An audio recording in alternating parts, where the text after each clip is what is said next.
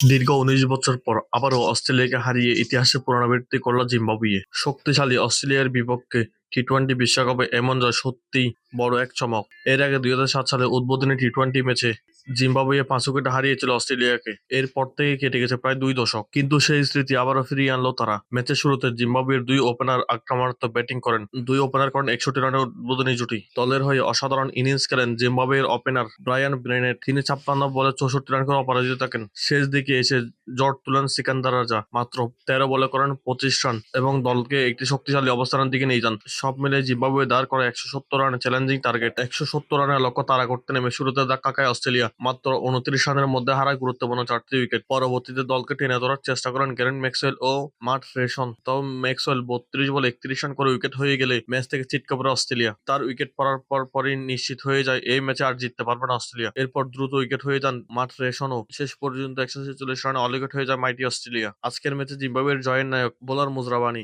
তিনি ৪ over bowling করে মাত্র ১৭ রানের খরচায় গুরুত্বপূর্ণ ৪টি উইকেট তুলে নেন, যা ম্যাচের মোড় ঘুরিয়ে দেয়। শেষ পর্যন্ত জিম্বাবুয়ে ২৩ রানে দুর্দান্ত এক জয় তুলে নেয় অস্ট্রেলিয়ার বিপক্ষে। দীর্ঘ ১৯ বছর পরেও আবারও প্রমাণ করল জিম্বাবুয়ে বড় দলকে হারানোর ক্ষমতা রাখে। এই হারের ফলে গ্রুপ পর্ব থেকে বিদায় নেওয়ার ঝুঁকিতে পড়েছে অস্ট্রেলিয়া। অন্যদিকে জিম্বাবুয়ের সামনে এখন বড় সুযোগ দ্বিতীয় রাউন্ডে যাওয়ার। এই ম্যাচ শুধু একটি জয় নয়, এটি ছিল জিম্বাবুয়ের আত্মবিশ্বাসের বড় বার্তা। আর অস্ট্রেলিয়ার জন্য এটা এক কঠিন বাস্তবতা, যেখানে ইতিহাস বদলাতে পারেনি তারা।